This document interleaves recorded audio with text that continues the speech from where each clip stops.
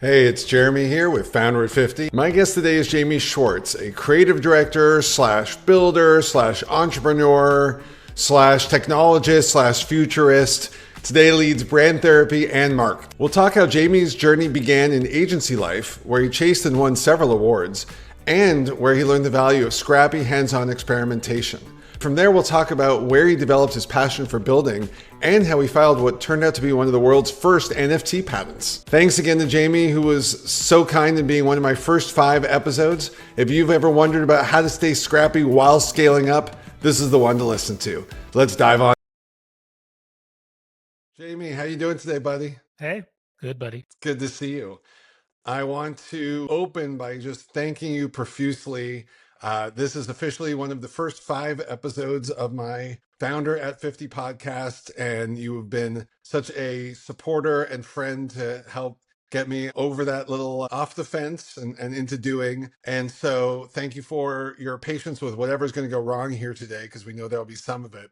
But I'm super excited for us to be chatting because your journey's been really interesting. We're sort of newish friends. We've known each other through the industry for a little bit, but our experiences together at a later stage in our professional careers. And I think every time we talk, you have so many interesting insights. So thanks for hopping on here with me. Thanks for saying such lovely things. The whole time you were talking, I was just going, first 5, Founder at 50. What other F's can I come up with to respond? That's where my head was while you were talking. Friendly, fledgling, flailing a little. Who knows? We'll see. Too early. So just to ground everything is, how do we know each other? Now, I will fess up, I've known you by name prior to us meeting. I don't know if that's through, we're going to name drop a bunch of folks that we both know, but I don't know if that's through Berkowitz or Chris Hewer. But I know your name's been sort of professionally adjacent to my world for quite some time. You named the exact right names. Chris Hewer and I are co-founders of the Team Flow Institute. He and I only met in person after a year plus, and he had flown out to New York and then said, Berkowitz is having this event. You're coming. We're going. And you get to meet Jeremy. Who's Jeremy? You'll see. So yeah, it was a Berkowitz event. Chris was the one who made the intro. And then I looked everywhere for you on the Metro North after we met, not realizing I had literally passed you the second I stepped on the train. Right, because it turned out not only do we have all of these work things in common, but we live literally a town apart from each other up here in the Rivertowns, Westchester, New York area. We can add another F word. Fated. This whole episode is brought to you by the letter F. Let's go back in time a little bit. Jaime, what I'd love for you to do is start with where you were in your early 20s. Kick us off a little geographically just to kind of ground everybody. But what was, in 21 to 25, tell us in a minute or so professionally what you were up to. Graduating with a psych and philosophy degree from Colgate University, going to SVA to look into advertising creative, becoming the first student at Chicago Portfolio School, and the only one to graduate right before 9/11, right after, 3 days after 9/11. Whoa. Moving back home, temping while not being able to get a job with my cute little portfolio, and then moving to San Francisco where my old college roommate had become a harpsichord master's student, moved harpsichords and organs while living in the Lower Hayes Valley in the Panhandle till I went to another ed school in San Francisco that sent me from San Francisco to Amsterdam to London and then back to New York for internships where I turned 25, getting my first freelance and then junior copywriting jobs. Amazing. And I love that. First of all, you got to be in more places in those 4 years. My time there, that was basically Pittsburgh, San Francisco. So that was that's where I got to spend that time. I should say I did turn 21 driving cross country and made sure I turned 21 in Vegas. So that's the beginning of that story. That's a good choice. I think that's a very good choice. And so you settled on New York at 25. That was your starting sort of like that point in your career. That's where you wanted to be. You mean moving back in with my parents as a twixter before being able to move out because I found a girlfriend who eventually became my wife that I moved in with? Yes. Something like that. But I wanted to get a quick, how much of that, but like when I moved to San Francisco, for example, I was 22 when I actually made that, or 23 when I finally moved. But for me, by the time I moved there, it had already felt like a place I was sort of coming home to. Were you at all interested in New York, or were you like, no, I just need to be on my parents' couch for a couple months till I can get everything together? Like, how does that bear? I kind of tend to be the person who, wherever I am, that's home. So within 2 months of moving to San Francisco, I'm like, I'm never leaving San Francisco. When I moved to Amsterdam, I'm like, Dad, can I get an EU citizenship because you had to leave Germany as a Jew? And he's like, no. Then in London, oh, I have family here. I can stay here.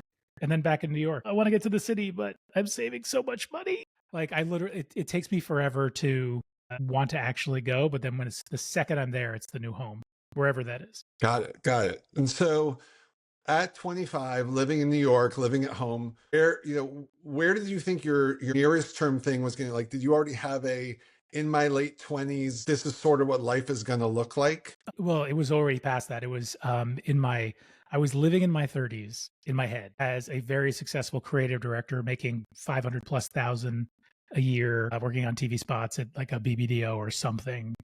And I just had to get there, and it was all faded. So tell us more about that. Why was that the thing you wanted to do to get that kind of comp? I was a psychology major thinking I was going to become a psychologist and loved poetry on the side until I realized I do not want to go get a PhD. And what is this thing called advertising that I can, be overdressed in a t-shirt, show up at 10 p.m. as the morning starts and get paid for just thinking up things and there was the other side of that. Whenever I saw a headline that somebody had written, like you get the shakes in your pants. You're like looking at that line going, this is changing the world. There's 4 words. How the hell did you do that? I want to do that. And then you get these little tastes when you're a junior copywriter, like I'm on the back of a Goya box, or my first radio spot with Jamie Lee Curtis as a voice, or something. And you have those little tastes along the way, and it's totally enough to make you go, I know where this is going. And you see people doing it. You have your bosses staring right at you with those stories. Oh my God, the stories that they had about like advertising in the early 90s and 80s. Crazy. So speaking of that world and speaking of people who had stories, etc., was there someone at that time, I've often heard and even reflected on this notion that we fixate on somebody out there. We're like, that's what success looks like. I want to be that woman, that man, that whoever. A lot of people do it fictionally. Like there's I want to be the Don Drapers or whatever. Sure. But I think in the, pragmatically, most of us tend to encounter people over the years that inspire us. Was there a person? When I was a senior in college, I did like a make your own course class, and it was basically just reading advertising books and studying society and culture. And Luke Sullivan, who wrote Hey Whipple Squeeze This, was like the first hero. Like he lived the life. He wrote that book. It's the Bible. Everybody reads it. And I was really just falling in love. He teaches at SCAD. I wanted to go there. I wanted to be that. I wanted to get to the point that he had created that creative in my head that I was going to be. But then after all the advertising, you go through a few, like some amazing teachers at Miami Ad School in San Francisco and London and Amsterdam. They were all great, amazing, amazing teachers there. 2 guys, John Allison, Chris Boville, were at TBWA London when I was there. And their assignments were things like, do something you've never done for the first time. And we'll do it too. And they went to like a Trekkie convention and I smoked weed for the first time. Somebody like made dinner in a dishwasher and somebody ate a whole onion. The point of creativity is feed yourself, learn how to notice and feed. I'm teaching at CCNY. I gave that as an assignment to my students every single week was tell me something you saw this week that moved you. I don't care what it is. Let me double click on that for a sec, Jamie. So I feel that my 20s professionally, I had a lot of opportunities to do really scrappy things. Like I was at CES, literally demoing a product, working inside the server closet that looked as if it was like the home kitchen in a fake booth at you know what I mean? Yeah. Do you feel that the world still encourages that sort of scrappiness? Like I find that we're living in this time where people are expected to be more polished than they think we once were. What do you think for 20-somethings out there and that ability to be scrappy now versus scrappy then? Does that make sense? It does. I don't think I agree with it. I think it's more like the old man-itis that we have where it's like every generation. I've got that. So I accept that. Yeah, I do too. But like, it's just a different kind of scrappy every generation about what it means. Like when it was still crazy to make an app. So everybody did that, or you show up and you do these different things. A lot of it's gone digital. So we say we don't notice it, or it's not the effort that we did or something like that.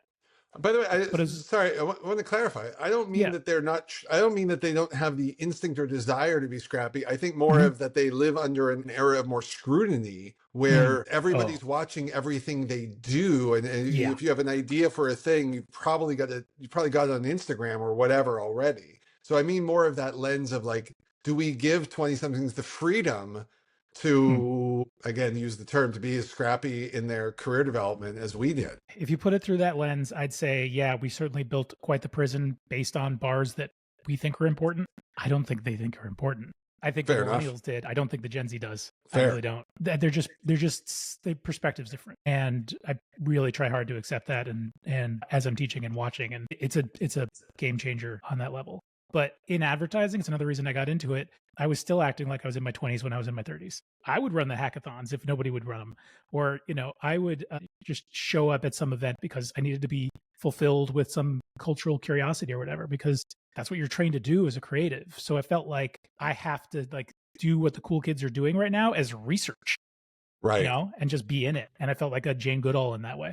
So going back to it, so you're planning a career down the ad industry world. Did you have any other, like, little lights in the back of your head, like, oh, maybe I'll be a anthropologist or whatever? Any other things that, like, if that hadn't been the thing, were still sort Mhm. of hooking your attention? That I think is the difference between last generation and this one.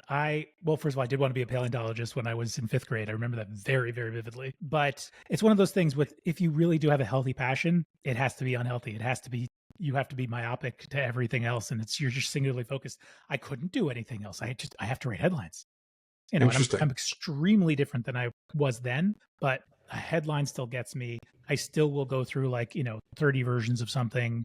The copywriter's still in me, but there's just a lot of other ways of creating, and I didn't know that at the time, or I was capable. The world was just smaller then in terms of what was possible, so Sure. I didn't even have a hunger to look for anything else outside. I just wanted to make sure that I had an award every year and had bookable pieces and was working with the best people and freelancing at the places I wanted to. That was all encompassing. So when you think back now a little bit, and a little bit of sort of reflection, reality, expectation, sort of how these two coincide, conflates, something with an F.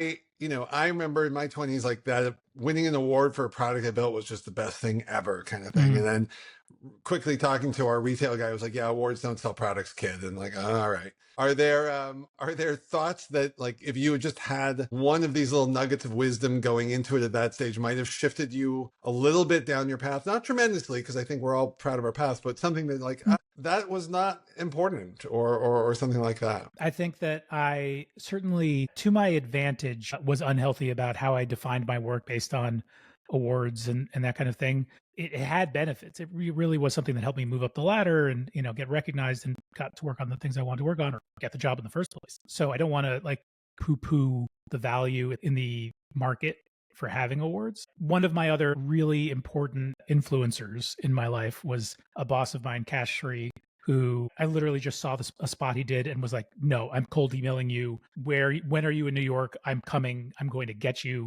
You have to see me. I will show you my book, everything. He said yes. And I ended up working for him at J. Walter Thompson back when that was an agency. And he beat the crap out of me. Like, the words that came out of his mouth, the things he made me feel were just horrible. And I became a better writer for it. But I did have a lot of pride in that, right? So like, if I could go back and say, like, Jamie, you got to deal with who you got to deal with right now, but also find a more intrinsic value that you can grab onto for why you want to do what you want to do. Interesting. I want to talk about that boss for a second.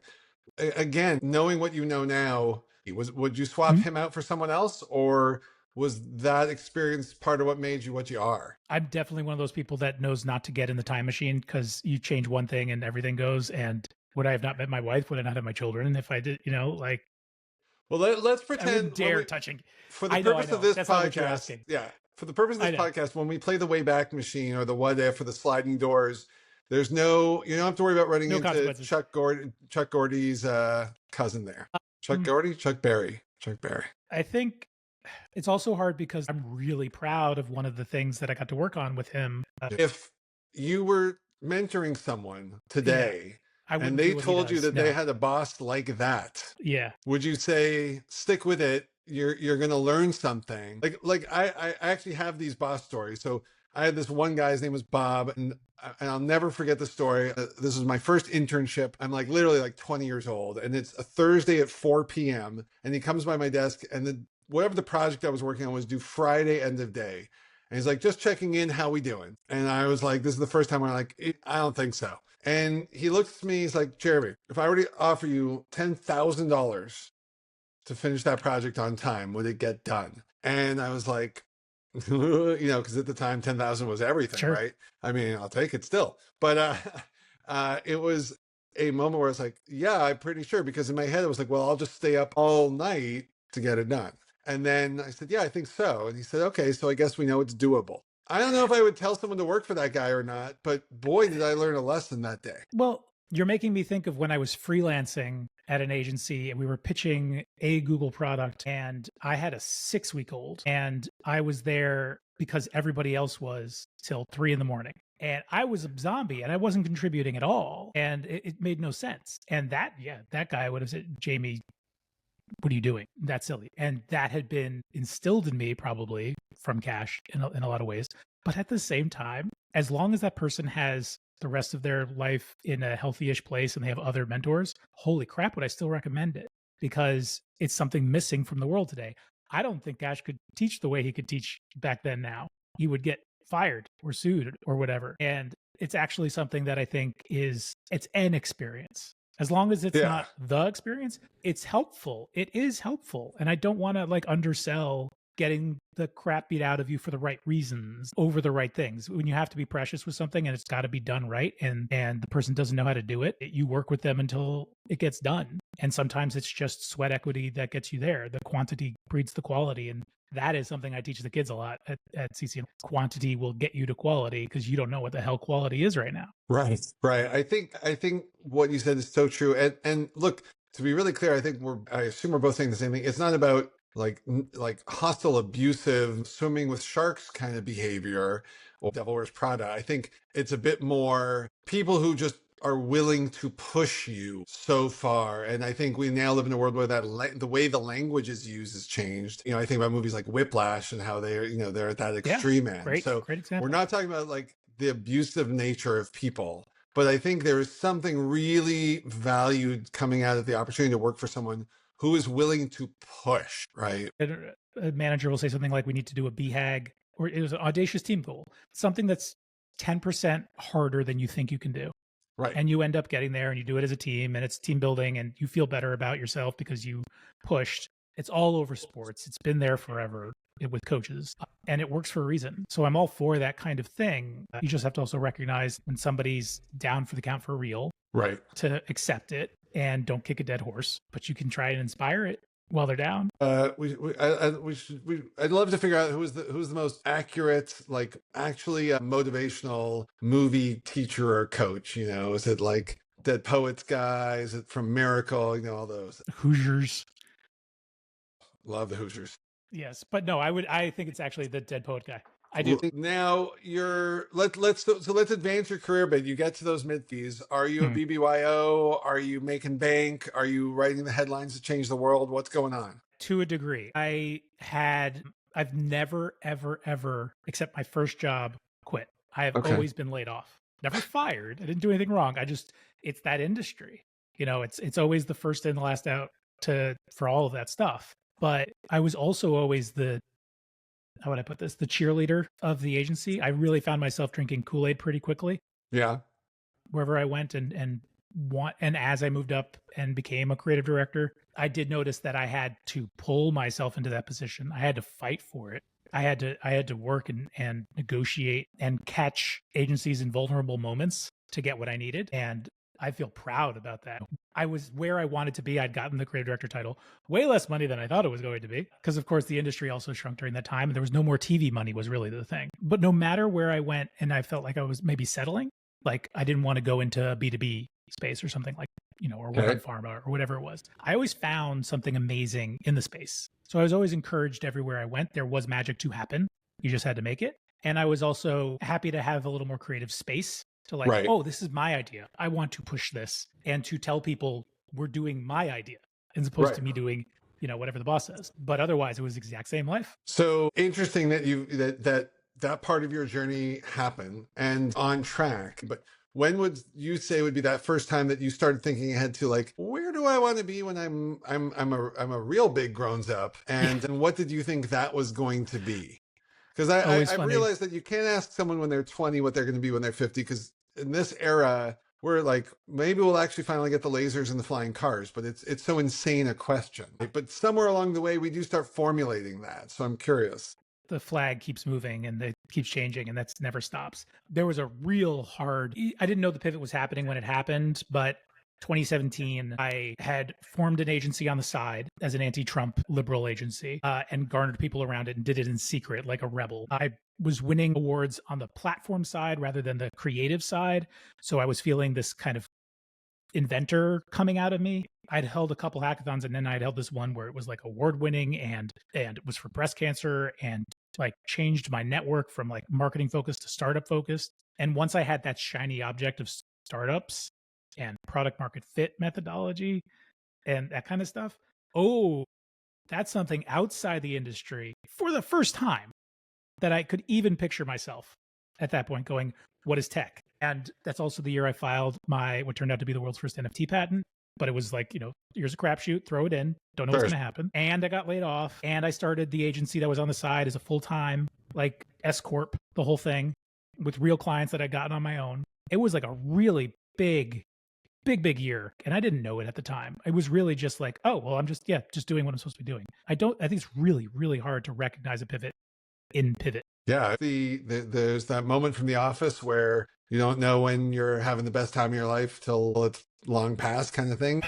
I was on the beach with an extra day, when I keep getting phone calls, I've been fired. 24 people had been fired. I'm sitting there going, oh, that sucks. I'm so sorry. Let's meet up after. I'll take you out for a drink, whatever. And then I get there the next day. I bring my hard drives with me. I'm like, I know what today is. Wow. And I get to be number 25.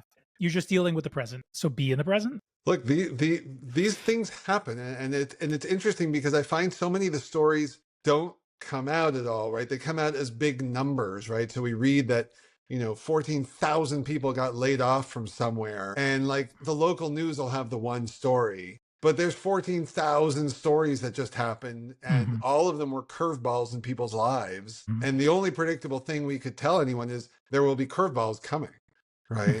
The only area of this I want to push you a little further on is, did you start having here's where I want this journey to take me kind of moment? I don't think I felt any pull. It was me pushing. It was definitely intrinsic. There was something that had happened where we made stuff. And it was something I had realized I was missing in advertising, which was it's 6 degrees of separation with the decision maker. And we're focused on telling stories, not actually changing the world. And that hypocrisy had built in my head to a point where I had enough of an excuse that I needed to give myself to say, screw the shit. I'm going to startups. And, once you're in that the gears are moving in that direction, for me, it's like I'm really hardwired the same way. Like I can't move. And then as soon as I move, I'm now in my new home. I'm now startup. This is everything. I know everything I want to do in the space. And as soon as we're starting something with or without funding, it's going to be $1 million gajillion in a few weeks. And because I have a vision, and now it's something can be built, and it was different from something can be told. And that was a big difference for me, but it was still the same. I was still the creative director, still thinking blue sky, way too many steps ahead, really trying to avoid the necessary minuscule push a Sisyphean tasks that come with startup life, and really had to have that pounded into me over multiple startups. It really sounds like over the time, the through line for you obviously is this creative way of looking at things and thinking about things. But it's interesting as I think about your journey, especially where I came into it, where, I could have easily labeled you as like creator, check, at that 20 something stage. And now, while you are to me a creator, but I think of you more as a builder with the creative sort of through line in what you do, as opposed to like, I almost picture you, honestly, Jamie, as more builder first, creative builder second, whereas I don't think that's how you might have described yourself at some previous point. I actually had a saying that I lived by, which was, if you can't find a good client, make one. But that was me coming from a creative director who needed a client. So I would build the client so I could have the creative work. It still hadn't registered in my head I was becoming a builder. So when you look at what you're working on now, and there are a few things that you have in your world, which of those is the most you? I build the story, so they all are, to be fair. I really defined myself with brand therapy for a very, very long time because of the whole letting a brand speak for itself. This is a discipline I built. And give Knowing AI everybody was give coming. everybody the 15 seconds and no more on brand therapy. So just Brand ground up. therapy teaches clients to let their brand speak for themselves as a chief purpose officer sitting between company and consumer as a go-between to find and keep product market fit. Which sounds extremely relevant in the world we currently very presently Yes. live in. Yes. And I kept blowing it out. I mean, when I started working with Chris and the Team Flow Institute, I had now invented the industry of company betterment, you know, and I would keep on like living I would create the philosophy and the system and the world that this had to live in and all the rules that go in it that would align. So as I'm finally enacting on the patent and working on Marked, I've now gone to the point where I'm focused on co-creation as an economy, helping us move from a service-based economy to an IP-based economy. These things are way larger than Marked, but they're in service of the system's broken, man. We need better systems. I don't think a lot of people are going to argue with that one. I think I think we have some general agreements on some systems being broken. Do me a favor then, in the context of Marked and brand therapy, actually, why don't you, again, give everybody a quick, what is Marked? Marked is a way to add a mark of authentication to digital goods so that you can inspect them, they can self-authenticate themselves, self-promote themselves, and self-sell themselves. So now you have two things that I mean, there's clearly an obvious thing that brings these things together. How do you juggle how you're spending your time amongst, you know, obviously some primary, but still some varied pursuits? I really do make them the same thing. Like I practiced the company betterment inside Marked. We took the team flow assessment inside Marked. We got a very high trust score. I was very proud. I try. It's so hard. I know how hard this is when I do this. I ask the clients to do this. When I have to try to create the brand voice for Marked in my head, practicing brand therapy as a CEO, how does that work? So it really is, because I build things so holistically, so much of a wind chain that, you know, they're all in service of each other. And in that way, I never have to leave. How are you currently defining success in your world? Steps forward in our go-to-market for Marked. I've really gotten to that point of present thinking and really going like, okay, what is this thing that's happening right now? And how is this a win? How do we celebrate it as a win? How do we mark it as a metric, something we can stand on top of?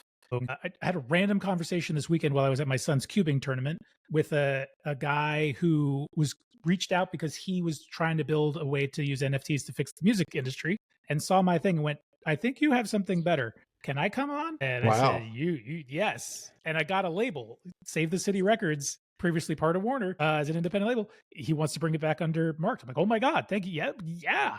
What an amazing day, you know? And then at the same time, I had to go on air because our star was in the emergency room the next day because we had planned a big PR thing for him.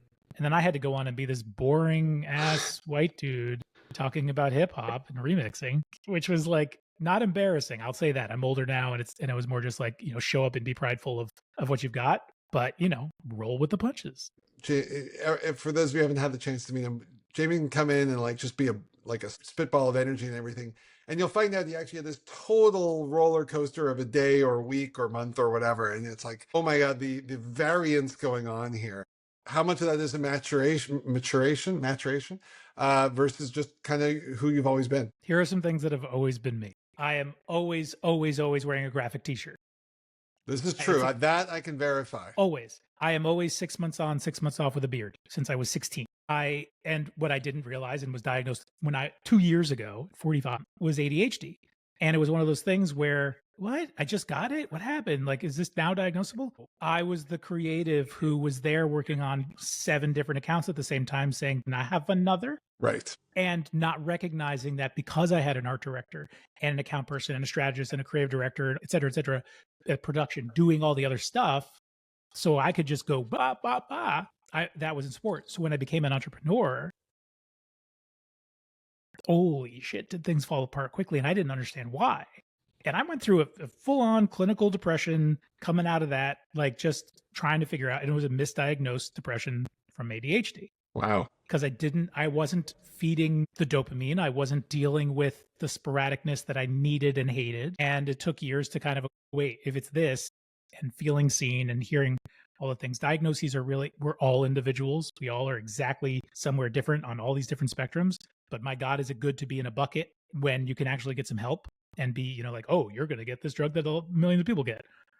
Yeah. It's like day and night, all things happen. And to rebuild yourself around you, I think that's an exaggerated version, but I think everybody has to do that because you do have to break yourself down as you're building yourself up. Part of you is always dying as part of you is being born. And that's hard both ways. And you have to recognize both ways. Well, thanks for sharing that. How well do you think our industry does these days at sort of allowing us to be as flawed as we all really are? I'm going to bring this back to Zuck. The comment section of social media turned the millennials into purpose-driven marketing. Because they had a voice and because they were allowed to speak up, all of a sudden they demanded it and all the brands catered to it and it became a purpose-driven generation and all the marketers created a lot of hypocrisy because they weren't doing the real thing and that bubble burst. And now we're in a world where we are it's okay to be emotional. It's okay to not be okay would be the phrase of the generation. But at the same time, so what? You still got to do, right? The practicality's back with this. So living through this now, that's why I'm putting it back on the comment section. Like we went through a whole purpose-driven creative time funded by VC dollars, just throwing stuff at stuff. And the chickens are coming home to roost and we're living in that world now. And I think I've done this more and more as I've gotten older, really look historically, contextually. Like I can't not think about the present without looking at it contextually with generational past. And I'm a pretty good futurist because, man, am I a historian. I don't talk about creating the IP economy without starting with mercantilism going to capitalism. All right, we're taking that down an interesting path. If I were to ask you to sum up the career journey thus far into a sentence of my career has been X, how would you, what would that look like for you? Wide-eyed. 10,000-foot view. I cannot answer this little thing. I've got to make the system that allows for this thing to work. I hate the hypocrisy. I hate the divisiveness that ends up in people and the inevitable failures that happen because we keep trying to fix something in a broken system. So I keep focusing on systems. That's how I think. And it's how I'm in a space in the startup space to, only work on that. That is a great statement. I don't think I have anything that I want to take from that. I just want to end on that wonderful note. So, thank you for, again, being one of the first 5. Jaime, it's been a real pleasure. I really have enjoyed hearing about your journey. I hope this has been a fun conversation on your behalf. And it really, really was. Just to make sure we end on the thing, where do you want people to go to find you or join a cause or sign up for a thing? What's the URL? You can find me on LinkedIn, Jaime Schwarz, and you can find me at MRKD.dj, MRKD.dj. And buy tickets June 6th, Baker Falls. Awesome. Well, this is Jeremy Tillman, and thanks for listening to and or watching Founder at 50.